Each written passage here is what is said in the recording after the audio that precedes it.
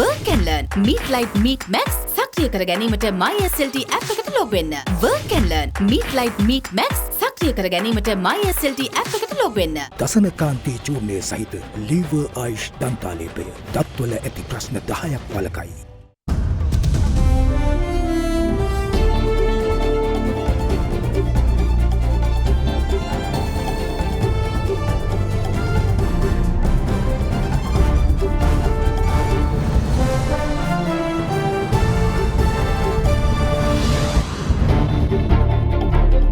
In your headlines tonight, Yuan 15, the controversial Chinese research vessel, docks at Hambantota port after weeks of controversy. No more extensions. President Ranil Wickremesinghe says state of emergency will not be extended when it lapses at the end of this week. Clarification. Ministry of Defence says Tamil diaspora organisations delisted after careful study over a continuous period of time. All this and much more coming up tonight, this Tuesday, the 16th of August, 2022. Vim Dera milliliter CA smart pack එක රුපියල් 85ට දැන් වෙළඳ පොලේ. From AdaDerana, this is AdaDerana First at 9. Live from Studio 24 in Colombo. And a warm welcome joining you tonight on First at 9. I'm Indivari Amuatha. We take you to your top story tonight. The Chinese research ship which gave birth to much controversy pertaining to security of the Indian Ocean region today docked at the port of Hambantota after Sri Lanka deferred entry clearance granted earlier. The Yuan 15 originally requested permission to dock at the port last week, but the visit was delayed after concerns were raised about the ship's presence in the region. Although China said the ship is used for scientific research, objections were raised that the vessel is capable of tracking satellite and missile launches threatening India's security. The Chinese research and surveillance vessel Yuan 15, which drew both local and international media attention due to controversies surrounding its capacity to monitor satellite, rocket and intercontinental ballistic missile launches, called at Sri Lanka's port of Hambantota this morning. The Chinese vessel was initially scheduled to dock at the southern port last week, that is on the 11th of August, but entry clearance was deferred by the Sri Lankan government due to strong objections from India. After extensive consultations by Sri Lanka's Ministry of Foreign Affairs through diplomatic channels with all parties concerned, the Chinese research vessel was cleared to enter the Hambantota port today and remain docked for a week until the 22nd of August. The Yuan 15 survey vessel is described by security analysts as the latest generation of China's space tracking ships capable of tracking satellites and intercontinental missiles. The vessel, with some 2,000 sailors on board, was ceremoniously welcomed at the Hambantota port by the Chinese embassy in Colombo. The event was attended by several dignitaries, including the Chinese ambassador in Colombo and members of Sri Lanka's parliament. Yuan 15 has spent more than 30 days and nights at sea. We are happy to see that you have sailed fearless of dangers, cleaved through the waves, broken all resistance, overcome many difficulties and challenges, predictable and unpredictable, and finally paid a safe visit to Hambantota.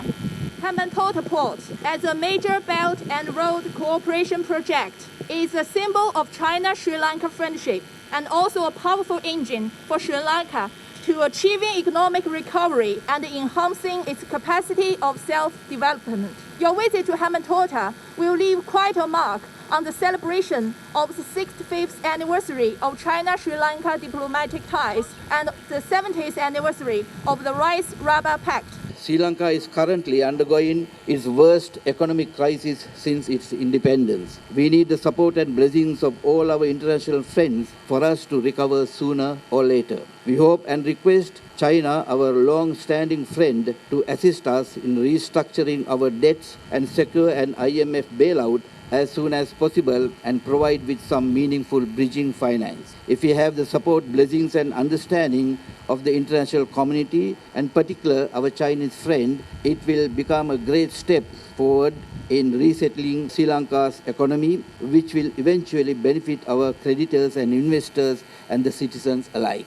The Western world will never comprehend the strength of the bond between Sri Lanka, China and India. We three nations have evolved relations through Buddhism, trade and aid to strategic ties based on development and global connectivity. The presence of Yuan Wang 5 is a symbol of the independence and sovereign power of Sri Lanka.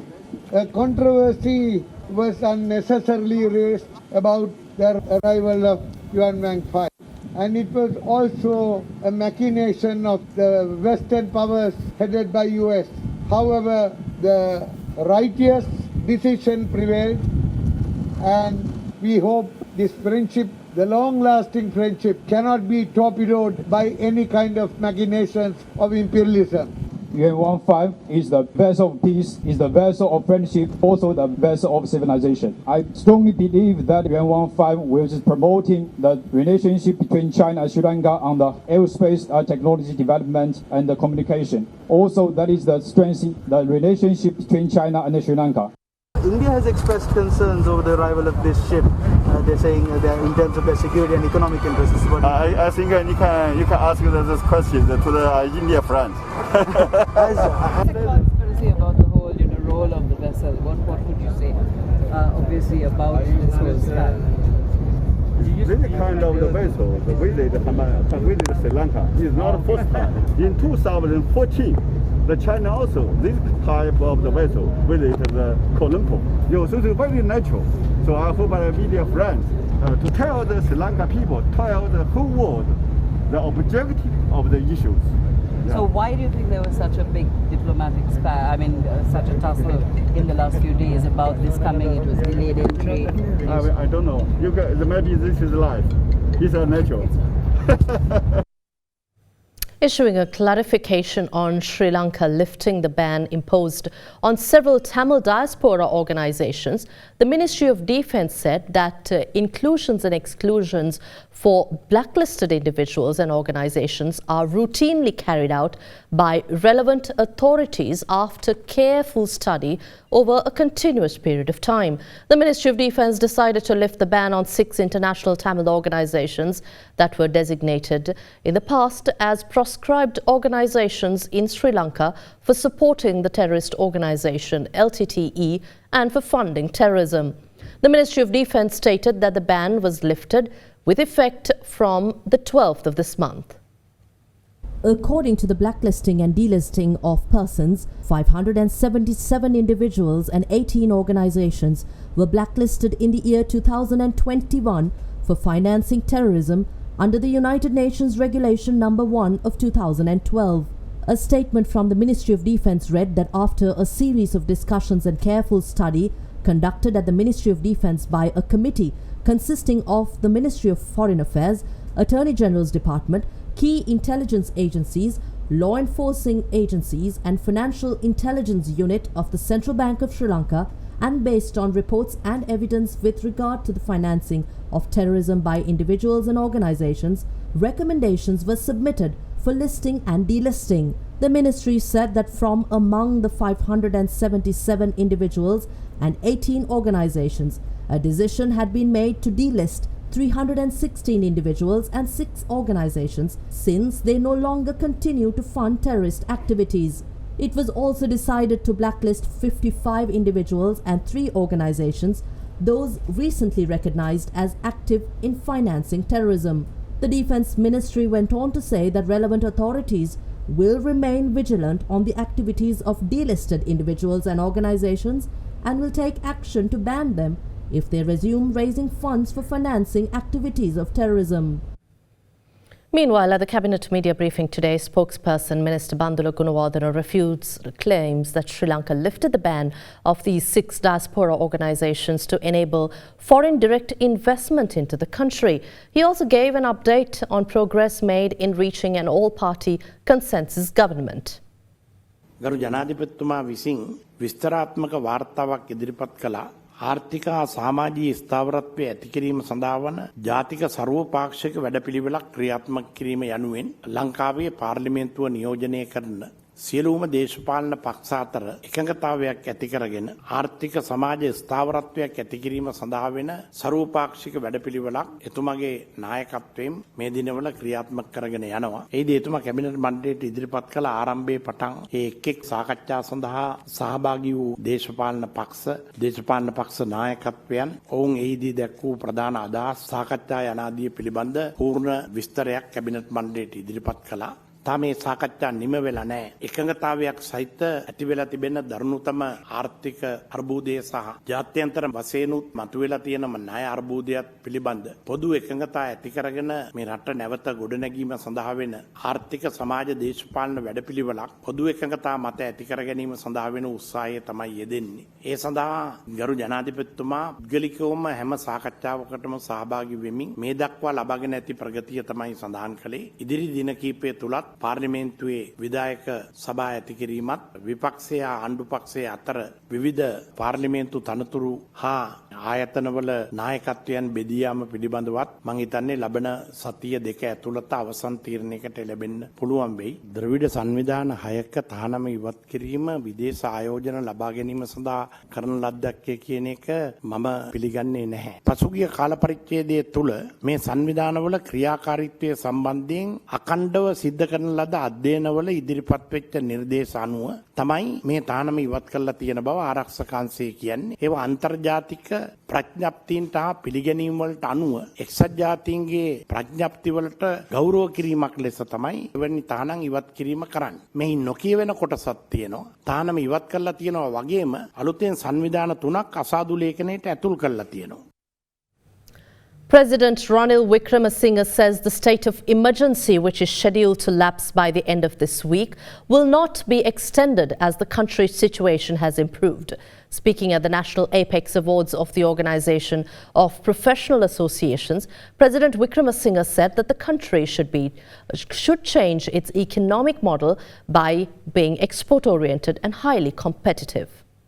All this brought about the crisis which we faced in January and February this month. This crisis, economic crisis in turn, led to political protests, first led by youth and the middle class, and subsequently taken over by more violent extremists, which pushed the young idealists out. We witnessed 2 outbursts of violence. The second one aimed at actually bringing the government machinery to a halt by taking over all the establishments necessary for that fact. Fortunately, as the Honourable Speaker knows, the Parliament was saved.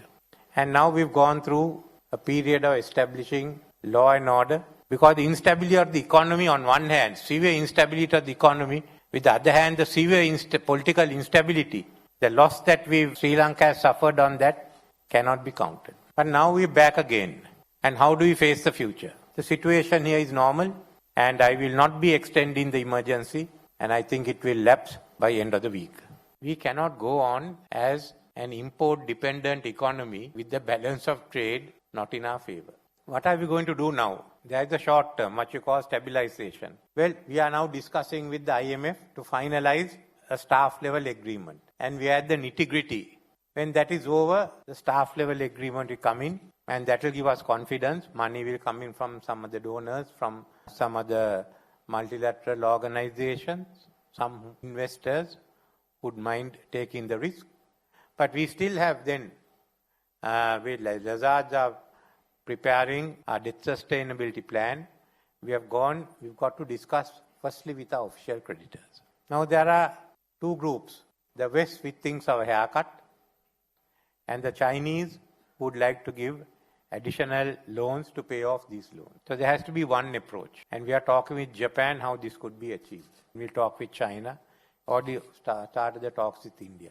Others will follow. We must at the same time look at our stabilization, look at our path for recovery. If we move fast, then this will be a short pain. If we still keep arguing, then we are all going to suffer. So we have to change this model. So we have to become an export-oriented economy in which we keep earning more and more foreign exchange. To that, we have become competitive. We have to become competitive. State sector and the private sector.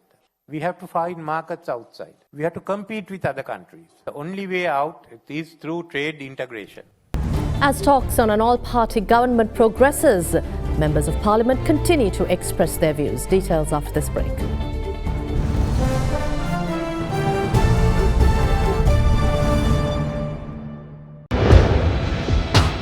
Big 3.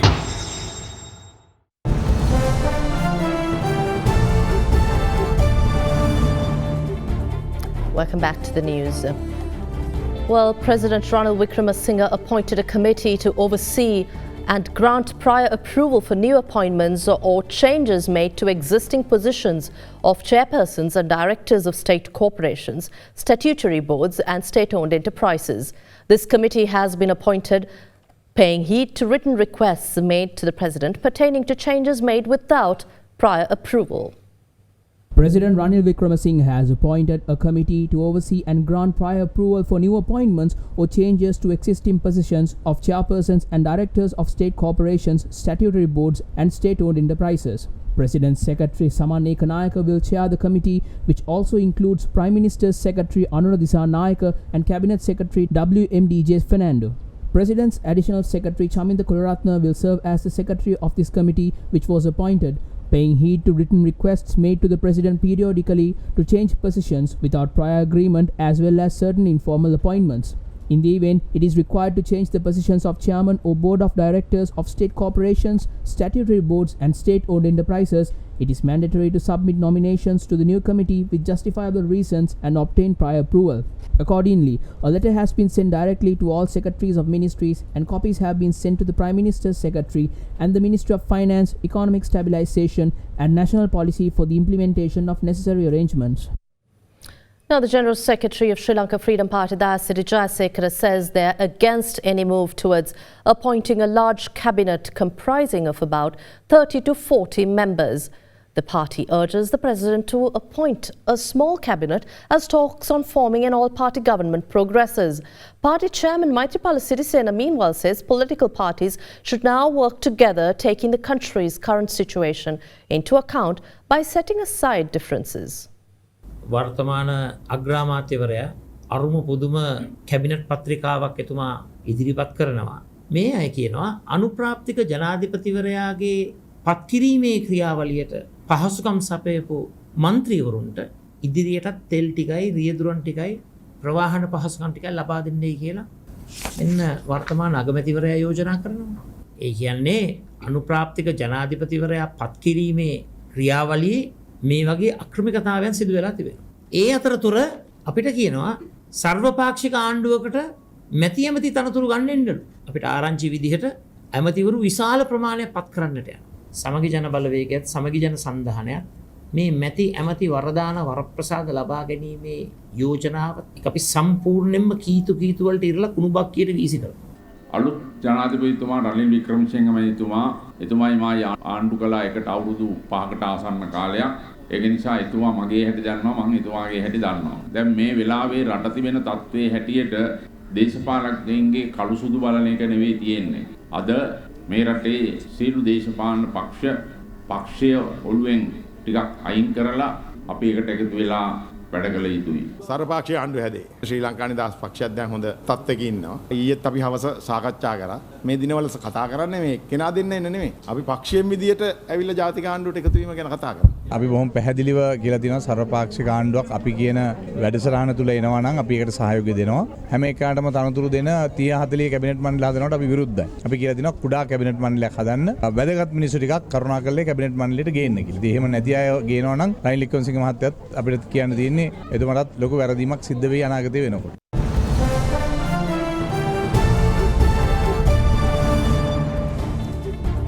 Welcome back to the news. During a special discussion on jet fuel today, it was noted that 1.3 million litres of fuel is needed daily to operate aircraft from Sri Lanka.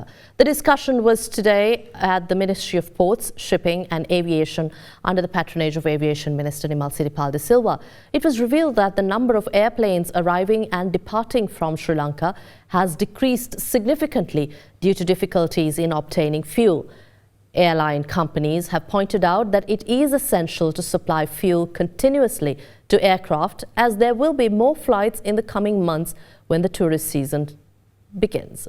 Minister Nimal Siripal de Silva has said that if the Petroleum Corporation cannot meet this fuel demand and requirement in the country, a private sector party needs to be allowed to import jet fuel to the island. However, officials of the Petroleum Corporation have mentioned that with the arrival of 2 crude oil shipments to the country, fuel will be refined at the Sapukaskanda oil refinery and 600 litres of fuel per day will be provided from the 20th on.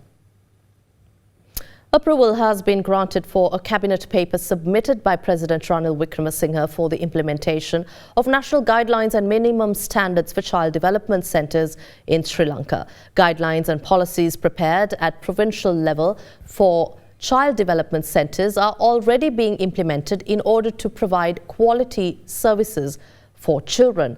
The President's Media Division said there was a lack of nationally recognised guidance on child development centres.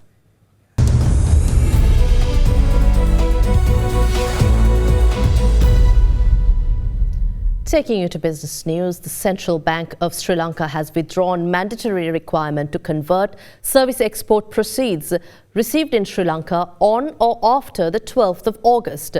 Service exporters may use their export proceeds repatriated to Sri Lanka for permitted purposes. Central Bank of Sri Lanka said it has withdrawn the mandatory requirement to convert service export receipts or proceeds that are received in Sri Lanka on or after the 12th of August with a view to encourage service exporters to repatriate their export proceeds into the country. In a statement, CBSL said service exporters may use the export proceeds repatriated to Sri Lanka for the permitted purposes, adding that mandatory requirement to receive proceeds of service exports to the country within 180 days from the date of provision of services remains unchanged. According to the information reported by banks, during the first 6 months of this year, a total of $1.5 billion have been received as service export receipts, of which $406 million have been converted to Sri Lankan rupees. Central Bank said during discussions with representatives of service exporters, they have highlighted the potential to further enhance export receipts. The Central Bank says it has intensified its monitoring on compliance with relevant requirements with respect to exporters and authorized dealers. The Colombo Stock Exchange stock slid back to negative territory after 4 weeks of continuous gains on the back of profit-taking on multiple counters. Accordingly, the ASPI has gained more than 1,400 points during the past 2 weeks. As all earnings reports for June 2022 quarter ended yesterday, investors tempted to book profits at the current elevated prices to secure their gains. As a result, the ASPI closed at 9,086, losing 105 points. With no downward revision to oil prices as anticipated, LIOC continued its positive momentum throughout the session. Turnover of 5.4 billion rupees was broadly par with yesterday's level, while positioning well above the monthly average turnover of 2.5 billion rupees. Energy sector continued to dominate turnover, contributing 29%, followed by capital goods and food, beverage and tobacco sectors, which produced a joint contribution of 35%. Despite low participation, foreign investors turned net buyers after 3 back-to-back sessions of net foreign outflows. Now, Britain has launched a scheme to extend tariff cuts to hundreds of products, such as clothes and food from developing countries, including Sri Lanka, part of London's post-Brexit efforts to set up systems to replace those run by the European Union. The British High Commissioner in Colombo, Sarah Holton, said the UK's new developing countries trading scheme is one of the most generous sets of trading preferences of any country in the world and will benefit Sri Lanka by boosting the economy and supporting jobs. She said Sri Lanka will continue to benefit from duty-free exports to the UK on more than 80% of products, and that the departments will remove tariffs on over 150 additional products. It will also simplify some seasonal tariffs, meaning additional and simpler access for Sri Lanka's exports to the United Kingdom.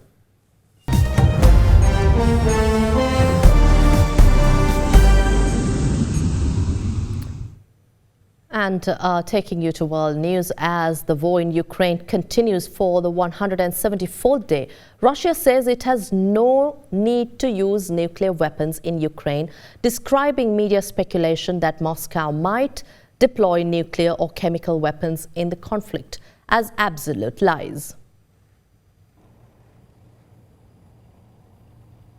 Speaking at an international security conference in Moscow, the Russian Defense Minister Sergei Shoigu said that the main purpose of Russian nuclear weapons is to deter a nuclear attack, but there is no need to use nuclear weapons in Ukraine to achieve the set goals. Shoigu also alleged Ukrainian military operations were being planned by the United States and Britain, and that NATO had increased its troop deployment in Eastern and Central Europe several times over. He refuted media speculation of alleged use of Russian tactical nuclear weapons in the course of special military operation or about the readiness to use chemical weapons, calling the reports absolute lies. And that's all the news for tonight. Thanks for watching. Have a pleasant evening. Good night.